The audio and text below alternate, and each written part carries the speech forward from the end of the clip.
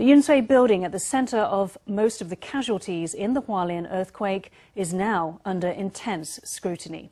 Why did it partially collapse? A civil engineer says that several factors, including its V-shaped structure, made it vulnerable to a high-intensity earthquake.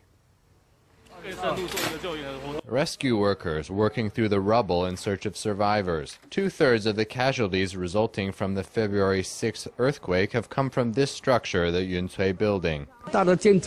Such a big structure. Think about it. How could this happen? To be tilting over, it's unbelievable. There must have been a structural problem. A resident of the ill-fated building couldn't believe an earthquake could nearly topple it and leave its first 3 floors buried underground. A civil engineer thinks the building was poorly designed. Its